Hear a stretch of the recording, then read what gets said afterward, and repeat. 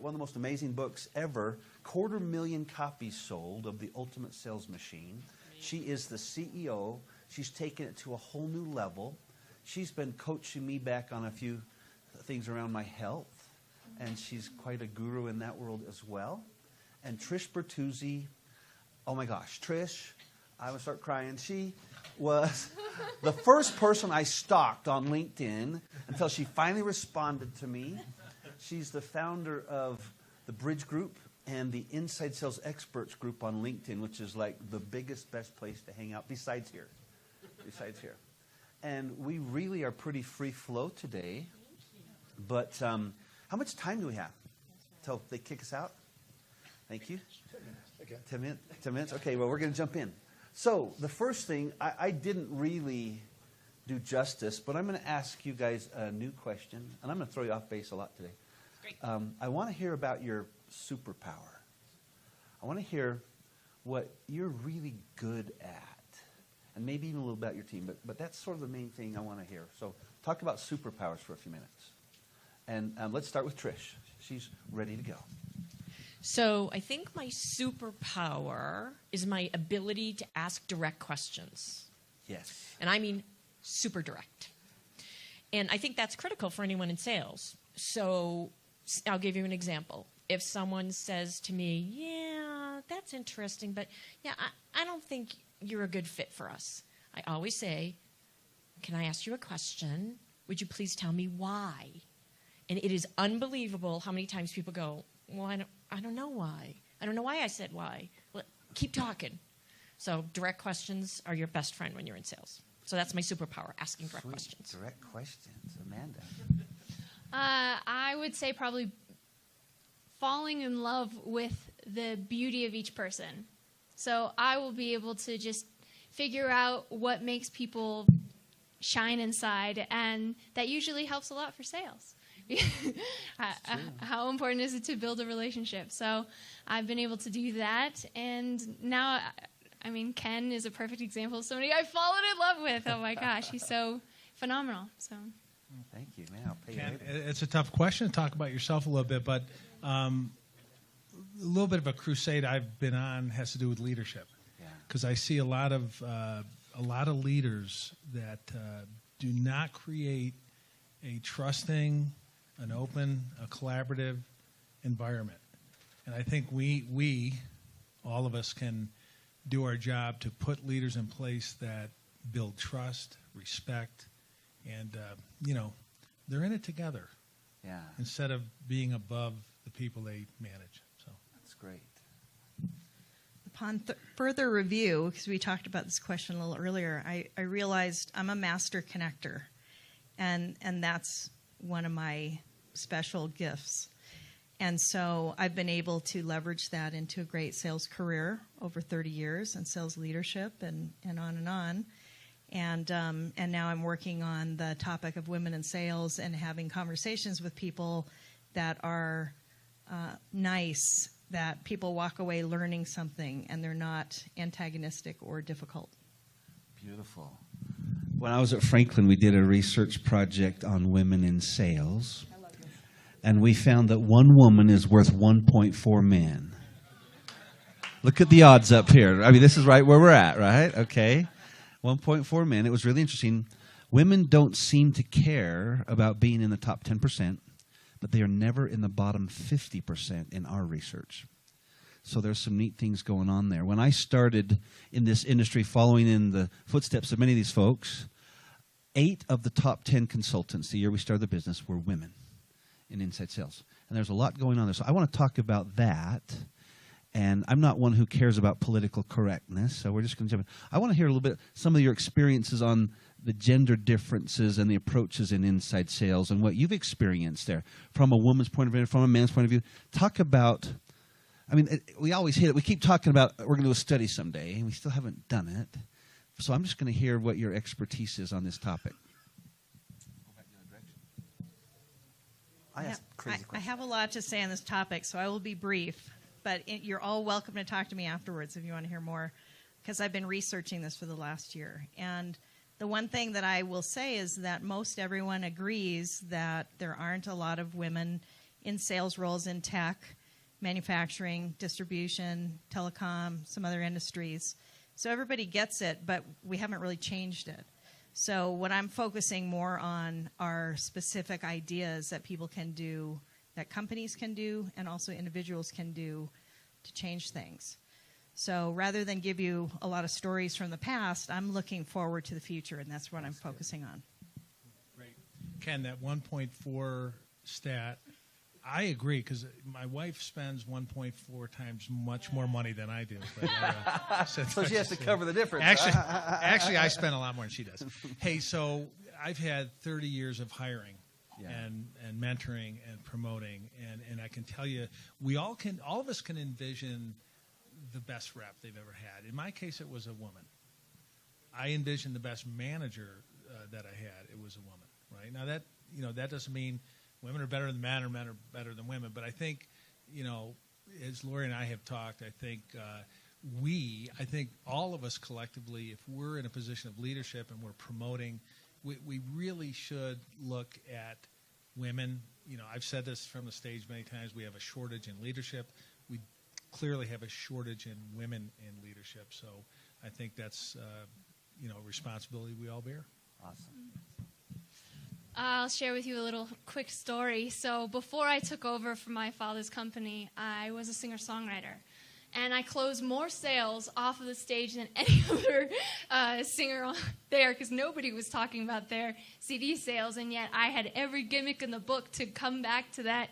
I mean, I even did handstands from stage to get them to buy another 10, can you buy another 10 CDs? Why not everybody at your office buy a CD? And one of the best compliments I had gotten was from one of my father's employees, and he had said, "You know what? I think, Chet, your daughter's more charming than you, so she's probably a better salesman." And I guess to take away something from that would be, whether you're male or female, it's really just about being you. And how do you show up? I could never step into a company that, we've serviced over 200,000 businesses worldwide, and to come in there and pretend like I was Chet Holmes, 80% of our clientele are male, and to pretend to be that could never be the case. So why not just be myself, which is a little bit more feminine, a little bit more free-flowing, but own who you are. That will close deals. If you can really look someone in the eye and say, "I know you need this, and you are not getting away from me until you do," and doing it in the way that you do it. So that would be my answer. Great. Perfect. So I'm going to give you another stat. It's about women in the workforce, not just in sales. So women will not apply for a job if they don't have 100% of the skills required. Men will. Men will apply for a job if they have 60% of the skills that are outlined. Women feel like they need to have 100% of the skills. Why is that? Why? What are we afraid of? It's fear that holds us back. It's fear of the big ask. So Lori and I have done a couple webinars lately, and one of the things we ask all the women in the audience to do is think of what you want, and in the next 4 business days, go ask for it. No fear, just go ask for it and see what happens. And you'll probably get it, and then you've put yourself on a whole different path. So I'm asking you all to go for the men too. If you have an ask, go ask for it. So this is the last question I'm going to ask. I'm going to start asking you, okay? So be thinking. This is your chance. These are some of the best people in the world at what they do. But I'm someone who always looks into the near future. And I want to get your thoughts on this year. If you were to theme this year and where we probably should be going, if we want to take our inside sales departments to the next level, what should we be focused on? And it doesn't have to be one thing, but talk about this year. You've all got some background in looking into that crystal ball, and you've seen the trends, you're veterans. Tell us what we should be doing a little different, a little better this year. And we can start with whoever wants to jump in that deep end of the pool there. Bob's just done some great research. Trish does some amazing. I had 4 people while we were signing books today that came up and talked to her about her research. So let's hear a little bit about that. The research is good, but I think your question about what's different this year is, I was saying content is the new spam. And it is. We've all become content factories. Like, who wants to read another white paper? Raise your hand. Eck. Like, it's blog posts, everything. So how do you rise above the white noise? And you do it by being human, and you do it by being relevant, and you do it by being interesting. So you, when you're engaging with your buyers, that's what you need to be thinking about. Am I being interesting? Are we having an interesting conversation? Or am I just asking them questions and trying to lead them down a path? So I think that's the theme for this year. Love it. Human, relevant, and interesting. Great. We've seen that with emails. So originally, we were sending emails from Chet Holmes International. We changed the same email, the same subject line, from Amanda Holmes, and we had a 53% increase in open rates. Amazing. But then on the turn side of it, so I just recently sent out an email like 2 weeks ago saying, hey, name, checking in. And then it's sent out to my database, and I got the highest amount of I got a huge open rate, but then at the end, I got the biggest spam from it because they felt that I was too cheeky, that I was too personal. So you got to balance that. But there's so many tools out there today. I just did a webinar with Powtoon. They have about 3.2 million people in their database teaching animated videos. Yeah. Animated videos online. It's a free thing. You go to powtoon.com. I'm telling you, for all your sales reps that want to follow up and do something inventive and personalized, but get past the clutter, right? So can you do a video following up that says, hey, Ken, I know we talked about this. We should schedule another meeting, and here's a little video I created for you, and it's just a fun little cartoon. But, man, it just gets their attention. They see a video that you made for them. Well, I guess I have to see this because somebody actually took the time to build me a video. So there's great tools to personalize, but then at the same time make sure that you're not feeling that people get chumped out. Great, good. I'm going to blend what Trish said, which I thought was great. Be human, right? Be relevant. Be interesting. You think about that.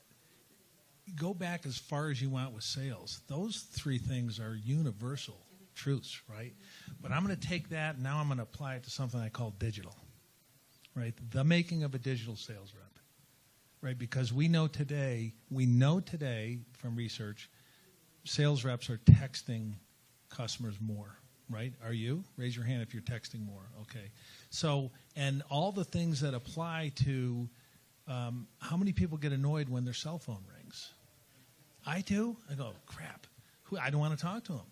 Think of what's happening with this interaction. Now, the challenge is going to be to apply those universal truths that Trish said in this digital touch, get, receive, instant, online, on your phone, on my Dick Tracy watch. I was at Baylor, and I said, we're going to Dick Tracy watches. And all the kids at Baylor, they're looking at me like this, and an old professor got up, can you explain what a Dick Tracy watch is? And I go, oh, crap. I thought this last year, but I think it even more this year. There are more tools, tech tools, than you could ever, if every tech tool held hands, they would go around the world how many times? And that's great. And we need to work on the basics of communication skills, how to open a conversation, how to pique people. And so I really think it's that old, what we call blocking and tackling when it comes to communication basics for frontline reps.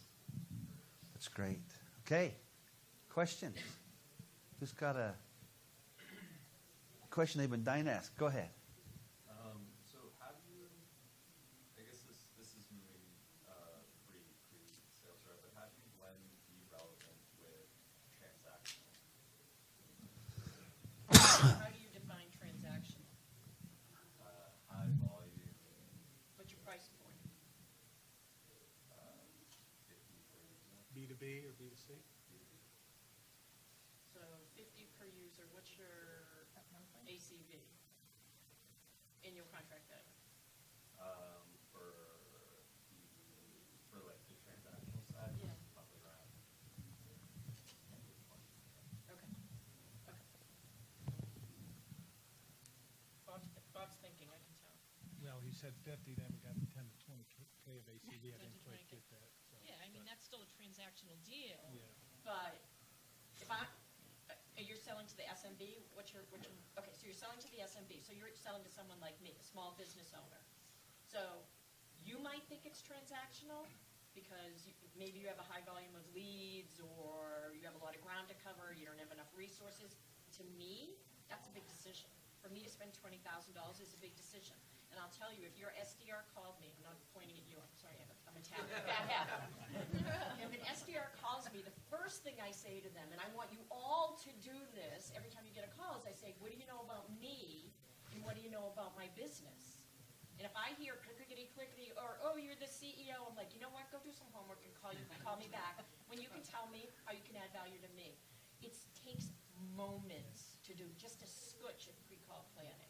And that's, Steve talked about it Yes. in the last session, so it's just... I'm going to confess something. And she says it in the nicest way. It's probably the single most common discussion Trish and I have had in 6 years when another one of my sales development reps gives her a call and doesn't know who she is. And she said, all she has to say is, now, can it happen again today? So, I mean, we are like the king of high volume calling. But if there's anything and part of the problem was our system and our infrastructure made it really difficult.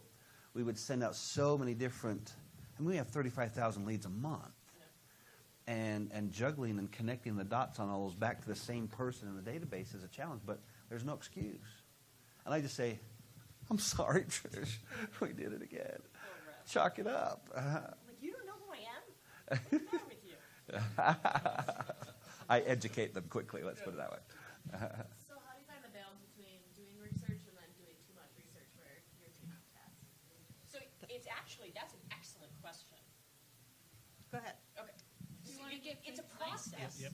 So what people don't do, I'm not loud enough. So what people don't do is make it part of the process. They just say, we'll do a little research and figure this out. So you all got a copy of the sales development playbook. There's something in there we call the 3 C's. It's contact company and turn it into a conversation. You can go LinkedIn. View their most recent activity. Pick up something that you can say to them or follow them on Twitter or whatever. It takes moments to do it. It's not like reading their annual report or anything like that.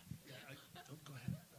No, you want to go first? So I have something that I've used over the years. Literally, you can do this. I'll challenge you. You can do it in a minute. You pull up a LinkedIn ID, and I call it the 6 degrees of separation. Within a minute, you can find out one of the 3 Ps. People.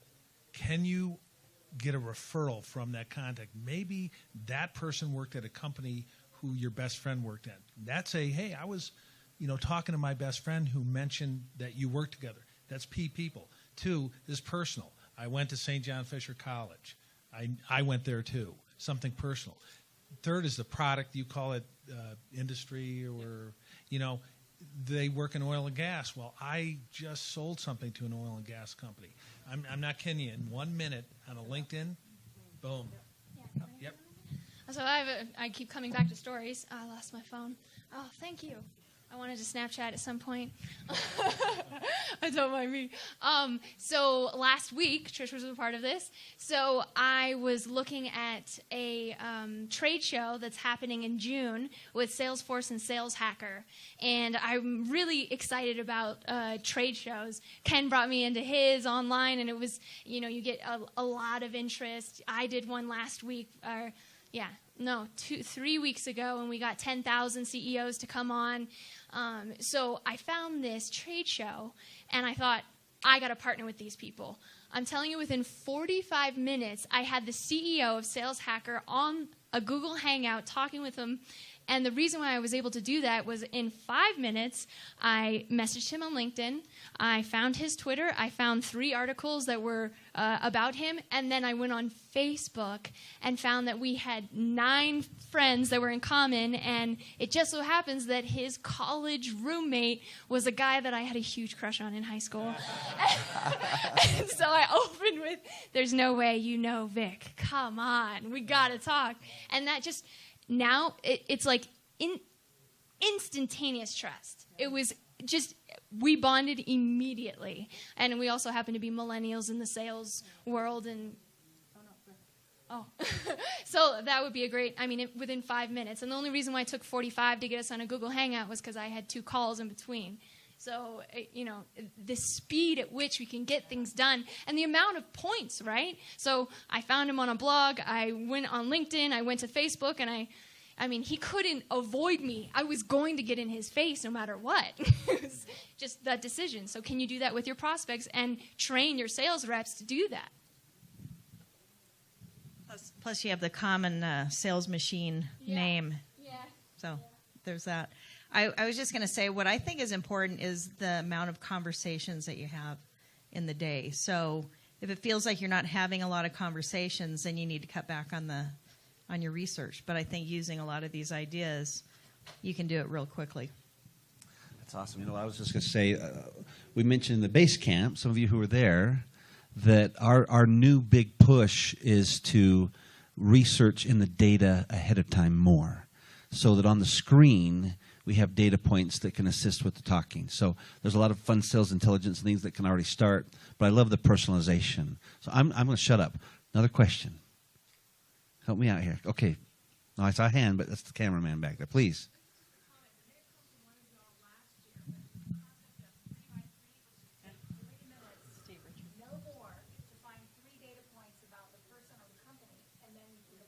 Yeah, that's a Steve Richard thing. Yeah. Now exact question. Thank you. So I've got one. If you don't have one, go ahead. There are some companies I've heard of that are like hiring like SDRs to be like full-time researchers. Yes. What's kind of your perspective on that, and where is the industry going in the next 5 years with regards to that more hyper specialization regarding that role? Let me be redundant and say it's in the book. But yeah, so here's the thing about that role, and it is an emerging trend. If your rep is spending any time at all figuring out who to call and how to get at them, it's an absolute waste of time. There's a million ways that they can get the information they need to populate the database, even for your SDRs. That's their job all day long. It just makes your people so much more productive. Yeah. Okay.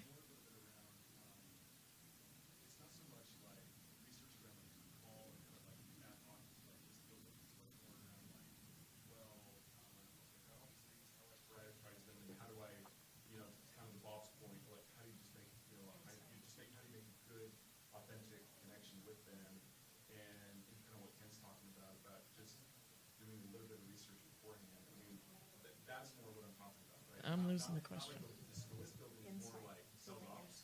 talking more about like an SDR role where I've talked to some VPs of sales recently where they're actually, their entire role is just to like research and personalize things about that prospect. And then populate it for someone else to use? Yes. That's interesting. I have not talked to anyone who's doing that, but it's certainly interesting. But it's got to be current. So there's the challenge with that, right? So if you're talking to me about a blog I wrote 8 months ago, you've lost that sort of connection with me. But if you're talking about immediately, like I'm going to populate your record, and the SDR is going to pick up the phone and call you and use whatever I found to talk about, I think that's interesting. I had a person on my staff who did that. Years ago, we had a person, he's kind of a jack of all trades. We had to find something for this guy to do, and that's what he did. Now, he appended list records with 3 or 4 points we wanted to do so the SDR didn't have to do it. That's all it was. Yeah. But it has to fit. Super interesting. Yeah. I want to jump in on that one. I don't think you can. I think you can do everything but the personalized rapport building portion of the research if it's truly personalized. Now what you can do is you can research to the company data. You can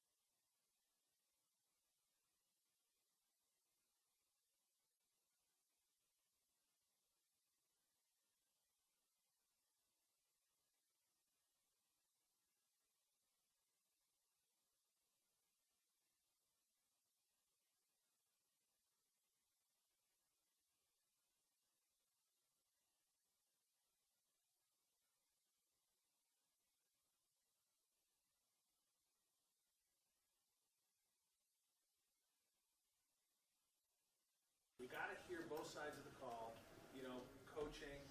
But I also on that note, I always try to start at the end and work backwards. What's not most important to me is quantity. What's most important is conversions or quality or end results.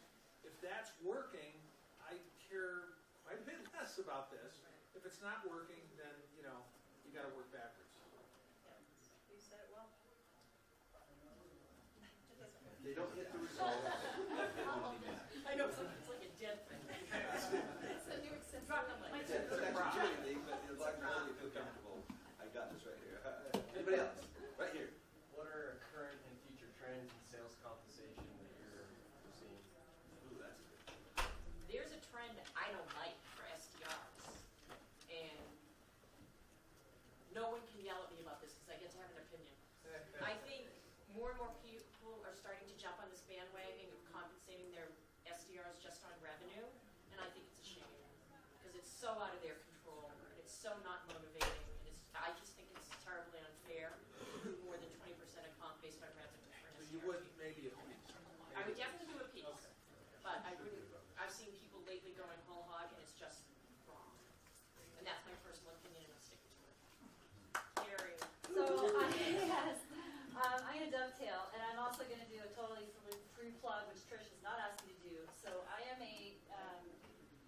managing a team of ADRs, SDRs, LDRs, BDRs, whatever you want to call them, starting from scratch. And the playbook, and I haven't read Ken's book, I haven't read anybody else's book, but Trish's book is really absolutely practical, relevant, timely for me for sure, and it's almost like my Bible, if you will, my God. So that said, dovetailing on this question is compensation based on revenue. My reps are going to be compensated on new meetings as well as opportunities, creative, and we'll certainly give them opportunity to celebrate on the win. We have complex, high, big enterprise customers. It's going to take a long time. My question is this. What are the hints, tips, and tricks that each of you have from an ADR, SDR, whatever you call them, to take it and to have some level of control between the new meet and the progressive meets so that they can then get that gap from new meet to opportunity tighter? Because right now, I'm just running a company where it's 52 days to get from a new meet to an opportunity. That's a long time. So I want your advice and hints and tips. Maybe anybody in here come see me after because I'm dying to get that tighter.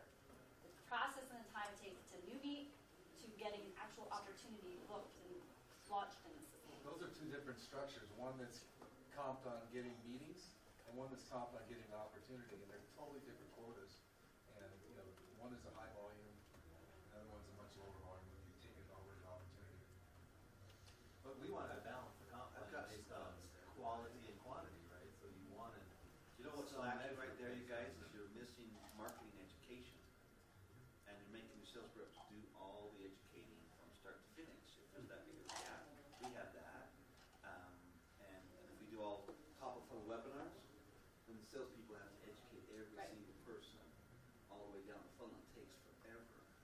So you've got to put more of the burden on marketing to do mid-funnel, bottom-of-funnel, educational training, base camps, the kind of thing that lets people just immerse themselves.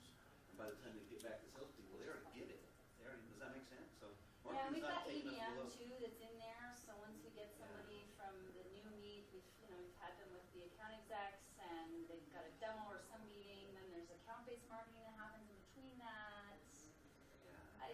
That's just how it is right now. It doesn't necessarily mean to be that's the way. And I know that's how that's not always the thing you can solve is No. companies marketing, but guess what? That's what you got to solve. That's what addresses that problem. I'm a shut up. I'm an MC. What am I doing? I get too excited. Oh my gosh, shut up. Anyway, if anybody has advice, please tell me. From each of your perspectives, what is ironically the thing that you see most that a leader does thinking it's going to get a good result, but in reality actually gets the opposite? Yeah. I got a good one because I've done it. Harp on, we got to hit the revenue. I mean, that is a lagging indicator. Because we get down to the last 3 days of the month or 3 days of the quarter, and we're out there doing this, putting the screws on them. Well, it's too late. So I've been guilty of that a lot in my career. So I guess the opposite of that is, right, coach better, coach more, and work on the leading indicators more, right, hire right, fire quickly. But, some of those things. I would also say, so a lot of people come to us for our sexy best buyer strategy or our education-based marketing and think that that's what they really need. When in truth, majority of the time, they have no idea how to run a meeting. They have no idea how to manage their time. And they are completely reactive as opposed to being proactive. So one thing that we assist leaders with is being able to get the information from everybody within the organization, even the janitor. Bring them all together, do a workshop. Okay, in the next 2 minutes, we're going to cover this problem that we have. Everyone write down a solution for it. Let's bring it up on the whiteboard. Oh, that's a good idea. Oh, that's a great idea. Okay, now implement it. How are we going to implement it? Put down the list of how we implement. That singular idea has doubled the sales of clients all around the world. And they're like, it's so easy. And yet, how much time do we waste in meetings? And why do leaders don't have the respect? Because they don't ask. Ken is brilliant at this. I will tell you, when we did a webinar together, afterwards he's like, let's debrief. What worked? What didn't work? Wow, what a great idea. when I was a part of his online summit, he brought together all of the partners and said, hey, what's your idea about how we can get more people to come to this? I'm going to be part of this? Making sure that inside sales gets more people at their online trade show? Yeah, let me give you 80 different ideas, and I was just spitfiring them. I think they used like 6 of them. It was awesome. But getting that feedback makes all the difference because then they feel that they're a part of it, right? Then it's not just the CEO telling everything, it's everyone. Thank you. So can we circle back to the sales compensation question? I would like to hear from all of you guys. Trish, we heard what you don't like. Can maybe you recommend what you do like, what you have seen work, and then hear from you? So I think I like a very mobile compensation plan based on the fluctuation of your sales organization, because it's all about, you think about, and once again, I'm not talking about inside sales quota carrying, I'm talking about specifically sales development, but if you have a bunch of new hires, they need introductory meetings. So your team should get them introductory meetings and pay them for that. Or if you have people that are more senior that are managing those 52-day sales cycle opportunities, maybe you should switch to a qualified opportunity methodology or strategy and pay them for that. Or maybe you have both. Go to both. What I don't like is when I see someone go, we're going to implement this strategy, everything else changes over here, but this doesn't. That doesn't make sense to me. So something more fluid that meets the realities of the situation is where I'd like to see people go. We teach, our core methodology is to have sales reps that are pure commission only. My father really started this. I mean, we've been around for 25 years. And CHI didn't cost him a dime if it didn't make him a dime. And that was pretty freaking brilliant. Today, to be truthfully honest with all of you, I haven't found that cure yet. So I will probably talk to Trish about this after this event to see, can it truly, I mean, we still do it with some of our clients, and it works for some companies to be pure commission-based, but I'm questioning that within my organization. I'll take some points. I wrote a course on how to design an effective compensation plan. It's on our website. And this is for quota carrying inside sales. And what I would do is this simple. Here's your quota, here's your commission. Done. Leave it at that. We screw it up. Oh man, we screw it up. You know, if you want to have some club accelerator at the end, that's great, a nice carrot, fine. But to put variable rates on different products, I mean, this is incentivizing a rep to sell something that a customer might not need, right? And we have all these other things we throw in there. Man, you let finance get their hands on this, and HR a little bit, and they'll screw it up. Well, and anyone that's in sales, the first thing we ever did when we got our new comp plan was go to the bar and figure out how to game it, right? So I think overcomplicated is a really bad idea, and I've worked with a number of companies that had, I still don't understand some of them, the most singular thing I learned is that you compensate people on what you really want them to do, and you need to be really specific and work the plan around that. How about this for an idea? How about if you sit down with your team, and you have to have this flexibility, but if nothing else, it would be an interesting exercise, and say, here's the behaviors I'm trying to drive. How would I pay you to get this? And see what they come up with. I bet they would come up with something super creative. An increase over the previous year, that's for Yeah. sure. I mean, it could be interesting. Hey, write that one down. That's good. On the topic of SDRs, I've been trying to find some research on this, and we have panel experts up here, right? So using an external source for development versus using an in-house team. Do you guys find one is better than the other? Does it depend on the industry, service versus product? What have you seen over your years of experience? So outsourcing versus doing it. Yeah. Strictly biz dev or Strictly biz dev. strictly Yeah. biz dev? Okay. So, Jump into that. I am, because I love both. I think the answer is it depends.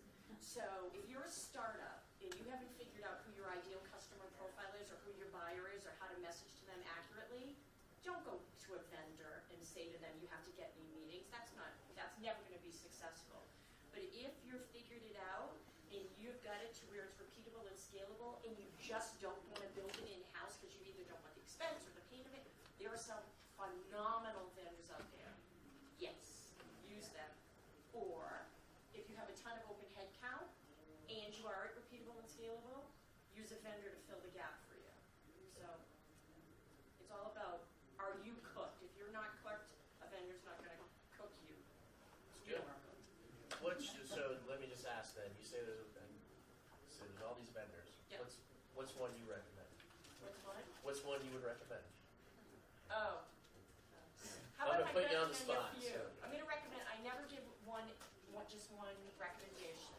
So I'm in the B2B tech space. I like Foresight, obviously.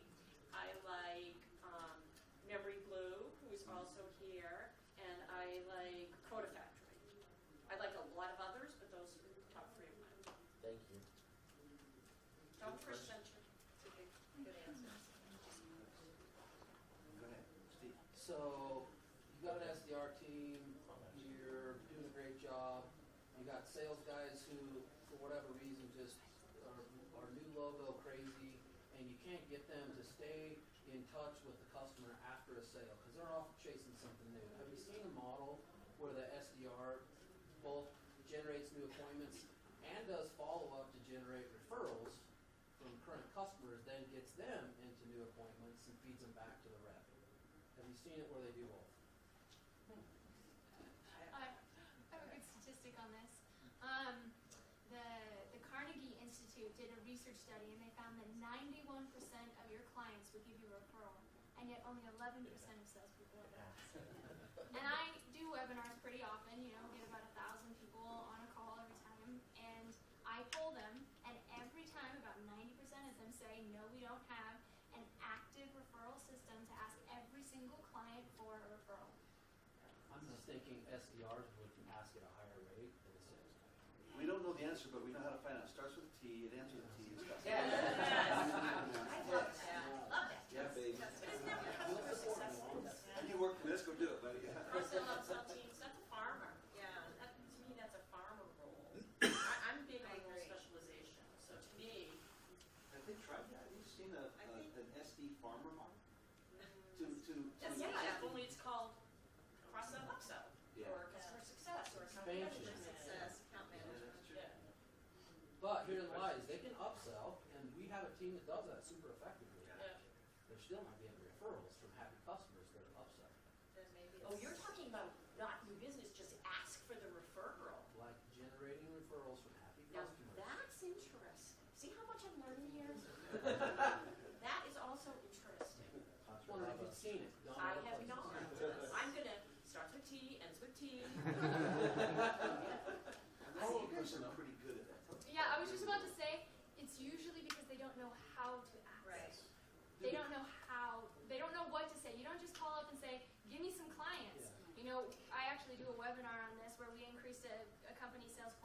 send because we just implemented a great referral strategy that made the client feel great and made the sales rep feel great. Yeah. Did the Carnegie study by chance follow up with what the 11% do that ask for the referral? Okay. No, but we teach. We teach what you should say. Give us one tip. Yeah. What would you say? Yeah. Well, it depends. You need to get them at the peak moment when they're most excited. So before they implement your craft.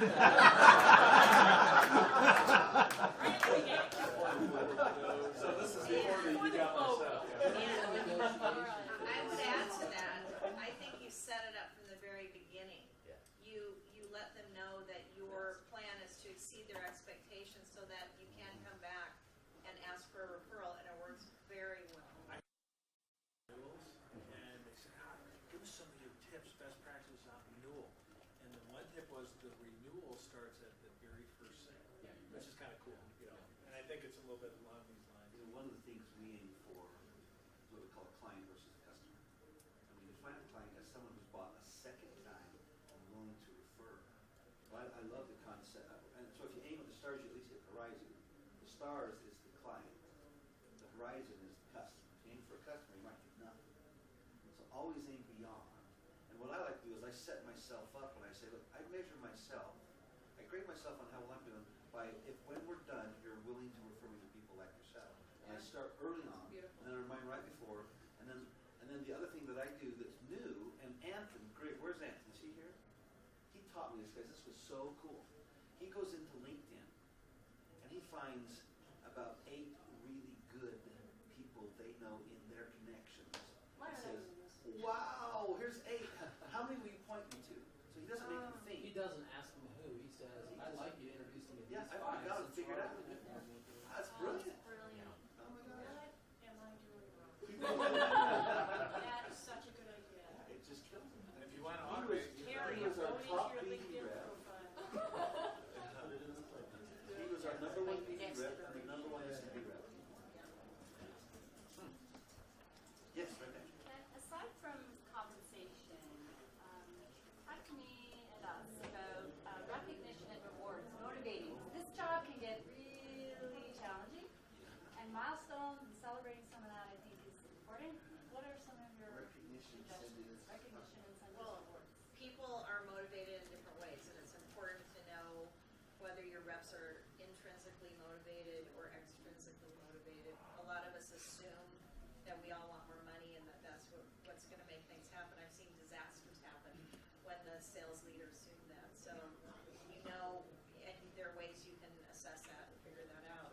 And then, for some people it's recognition, or having the CEO, have lunch with the CEO or something like that, and to know what really makes people Or the tick. president. Yeah, and that's how you make them loyal for life, or the president. Yeah. there's a simple tip I could give you. In fact, years ago I started a new job in Salt Lake City, West Valley City, and I commuted from Minnesota. The first week, I said, "What do you guys do for rewards and recognition?" They said, "Well, the top rep that sold a big deal got this." I go, "That's good." But what I found out was they did not have a consistent, repeatable rewards and recognition. So build a consistent, meaning it doesn't go for 2 months and ends. It goes. And it's repeatable. And then the reps know get all the feedback and what they want and all that. That's good. But then they know they can count on there's a thing that's going to be recognized. Now you can throw in, from time to time you can throw in some different stuff, right? But they always, they always want to count on who's going to be the rep of the month, who's going to win this award, that award. And you'd be surprised at how many organizations do not have a consistent, ongoing rewards and recognition program. There's a lot out there.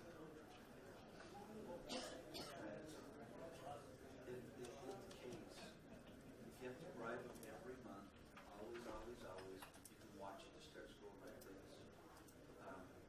Go write this one down, the 12 engagement questions of Gallup. And make sure you started with the intrinsic. Just make sure they love your culture and that they want to do it and they believe in what you sell. They have a friend that they work with. There's 12 things. I've shifted gears dramatically on that because I believe they have to love what we're doing. And then the fun is great. But if you have to bribe them every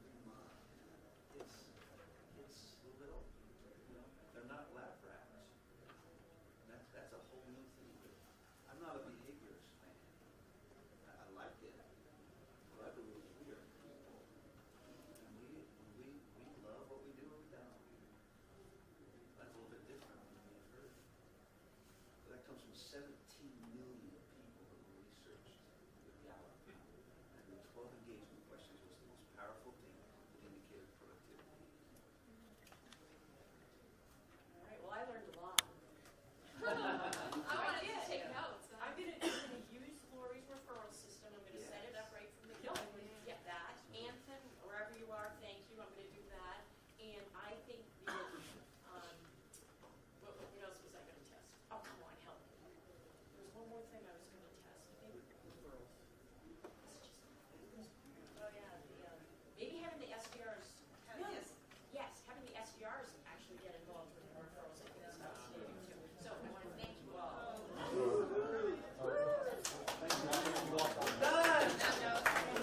The lights came on. Here's just a second. Here, guys, just a second. Come on in, guys. These guys are great.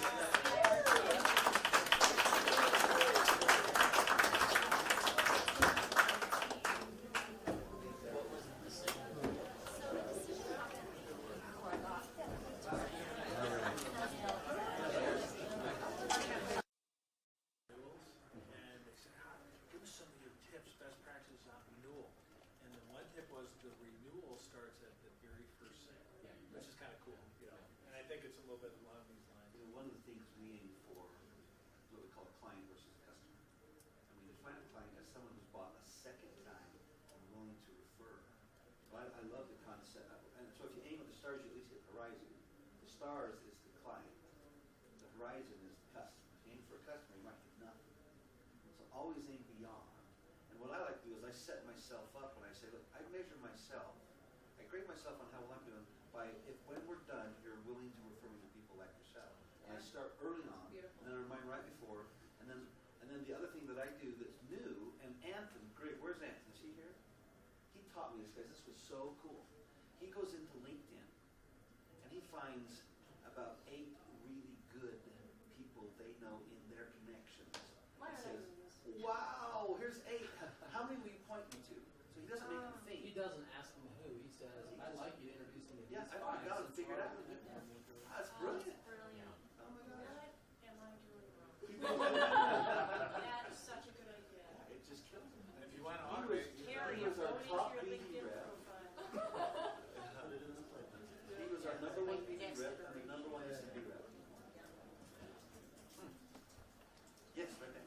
Aside from compensation, talk to me and us about recognition and rewards, motivating. This job can get really challenging, and milestones and celebrating some of that I think is important.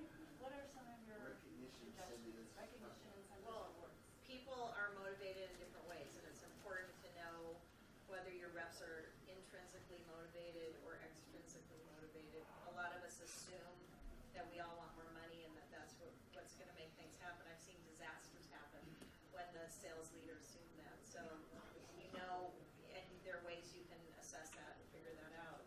And then, for some people it's recognition, or having the CEO, have lunch with the CEO or something like that, and to know what really makes people tick. Yeah, and that's how you make them loyal for life, or the president. there's a simple tip I could give you. In fact, years ago, I started a new job in Salt Lake City, West Valley City, and I commuted from Minnesota. The first week, I said, what do you guys do for rewards and recognition? They said, well, the top rep that sold a big deal got this. I go, that's good. But what I found out was they did not have a consistent, repeatable rewards and recognition. So build a consistent, meaning it doesn't go for 2 months and ends. It goes. And it's repeatable. And then the reps know get all the feedback and what they want and all that. That's good. But then they know they can count on there's a thing that's going to be recognized. Now, you can throw in, from time to time, you can throw in some different stuff, right? But they always, they always want to count on who's going to be the rep of the month, who's going to win this award, that award. And you'd be surprised at how many organizations do not have a consistent, ongoing rewards and recognition program. There's a lot out there.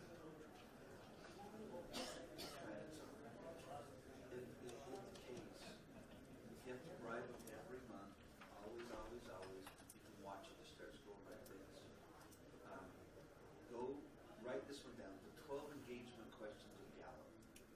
And make sure you started with the intrinsic. Just make sure they love your culture and that they want to do it, they believe in what you sell, they have a friend they work with. There's 12 things. I've shifted gears dramatically on that, guys. I believe they have to love what we're doing. And then the fun is great.